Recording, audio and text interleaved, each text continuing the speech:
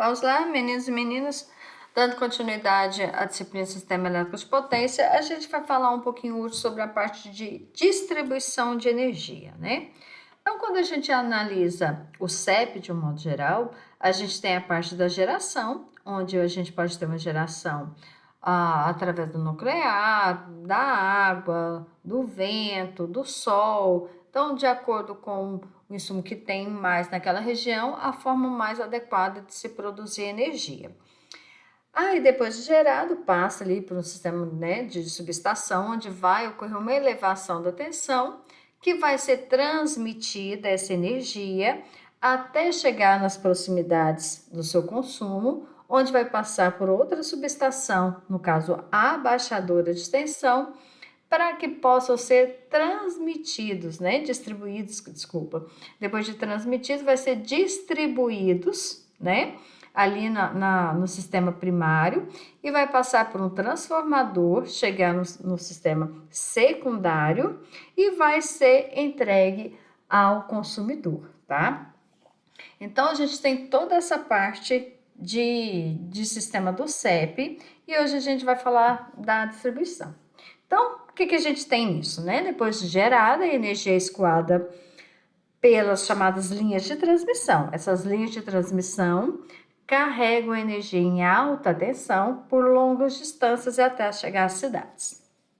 Ao chegar na cidade, a energia passa por uma subestação onde os transformadores de tensão diminuem a sua voltagem. Em seguida, a eletricidade entra na rede de distribuição, por onde será levada aos cabos até as ruas. Então, esses cabos são os mesmos que vêm nos postes que estão aí espalhados pela cidade. E pode vir de forma aérea ou pode vir também de forma subterrânea.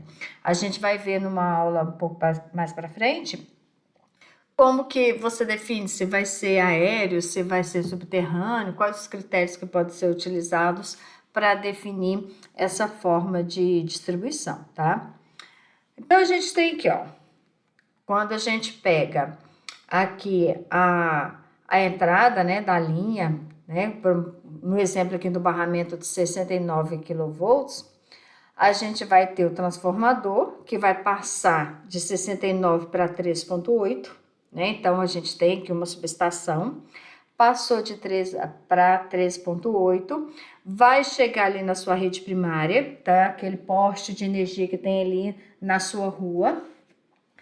E naquele poste tem um transformador. Esse outro transformador, ele vai mudar também de 3,8 para 127 ou 220, de acordo com o que você necessita ali na sua casa, tá?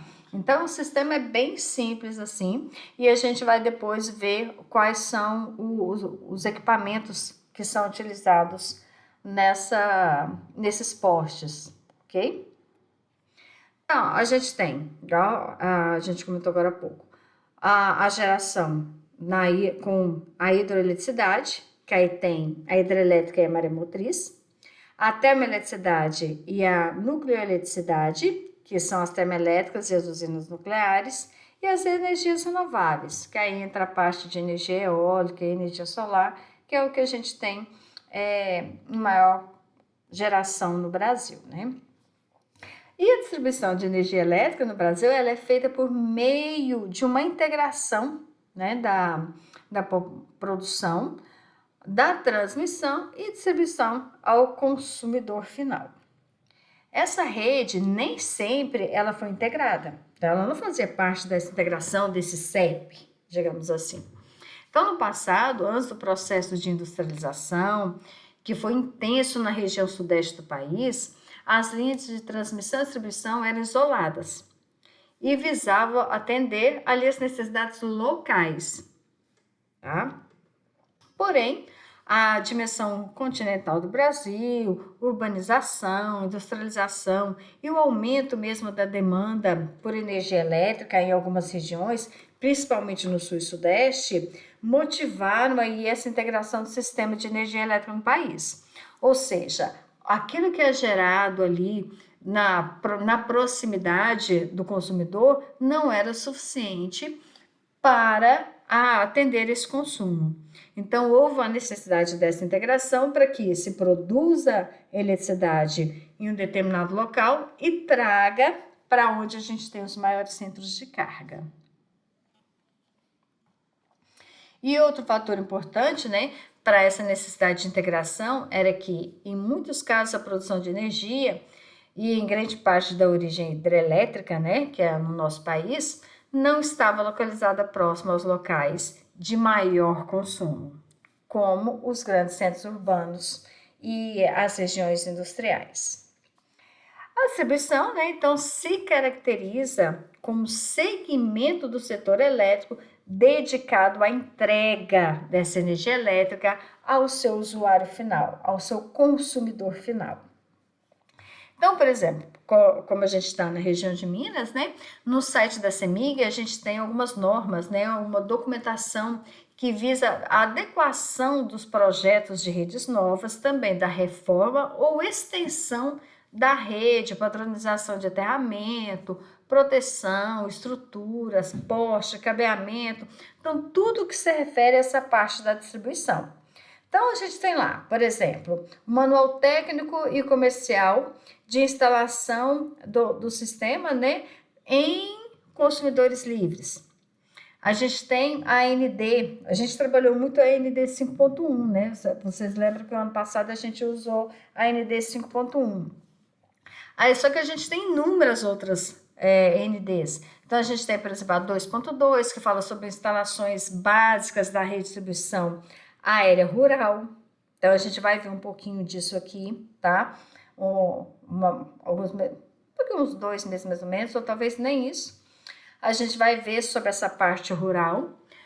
A instalação básica de redistribuição, no caso subterrânea. Então, quais são os critérios para a gente poder ter uma distribuição subterrânea? Todo mundo pode fazer, quem não pode, quais locais que é adequado, quais locais que não é, né? Aí a gente tem a redistribuição aérea, aí tem as isoladas, as compactas. Aí a gente vai ver um pouquinho sobre isso no decorrer do curso, tá? E tem outros também, como por exemplo, o fornecimento de energia elétrica em média tensão, que é a 5.3, por exemplo, de redistribuição aérea e subterrânea. A gente tem a 5.30, que são os requisitos para conexão de acessantes ao sistema de distribuição da CEMIG, que é aqueles consumidores, né, que é a conexão ali em baixa tensão. Então, cada coisa que você vai fazer, cada coisa que você vai solicitar para a CEMIG tem a sua norma, né, de distribuição, tem todo um regulamento que deve ser seguido, tá? Então, aqui não estão todos, tá? Só para vocês terem uma ideia da quantidade que a gente tem. Então, a gente tem, por exemplo, critérios de atendimento a condomínios em redistribuição aérea. Então, tem que ficar atento com relação a isso, ok? Ah, a gente vai ver todos eles? Não dá tempo. Mas você já sabe, se entrar lá no site da CEMIG, www.cemig.org.br, vocês vão encontrar lá todas essas normas, todas essas recomendações. Tá bom? E o sistema de distribuição típico é definido como parte do sistema de potência que vai da subestação abaixadora, né, distribuição, até os pontos de consumo. E pode ser dividida em duas partes. A gente tem a rede primária, que compreende ali a subestação e a distribuição e os alimentadores primários, e tem ali a rede secundária, que é formada pelos transformadores de distribuição, alimentadores secundários e ramais de serviço ou de ligação. A gente vai ver? Vai, não se preocupa. Então, a gente tem aqui, ó, uma rede urbana, por exemplo, né? Quando a gente fala sobre a padronização das redes primárias. Então, quando a gente fala da rede primária, é aquela parte de cima do poste, tá? Aqueles condutores que estão, se a gente olhar de frente, né, que eles estão na horizontal, tá? Então, essa rede, a gente pode ter uma rede primária compacta, com condutores de corrente alternada, protegidos com cobertura em XLPE instalados com espaçadores. Então, os espaçadores são esses aqui, tá? Então, esses que são os espaçadores. A gente tem uma rede primária convencional, então vem ali a parte dos condutores, separadinho, bonitinho, não tem a necessidade dos separadores, porque não estão tão juntas, né? A distância de cada condutor já é um pouquinho maior. Então, numa rede urbana, por exemplo, a gente tem aqui, ó, a rede secundária, tá? Que é a que fica na forma, se a gente olhar de frente, na vertical. Então, a gente consegue ver os condutores na vertical, tá? Que são aqui, ó. Ok?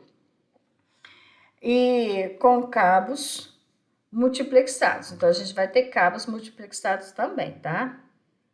Vai depender o tipo que a gente vai estar utilizando. Aqui na área rural, a gente vai ter uma rede secundária convencional, tá? Então, não é compacta, naquela que tá bem juntinho com o separador, tá? E aqui tem uma questão do afastamento, né? Que é com relação à locação da rede. Então, quando a gente tem uma rede primária, que é aquela parte mais alta, a rede secundária, e a gente tem uma parte de comunicação de cabos aterrados também, então tem alguns aspectos que a gente tem que analisar.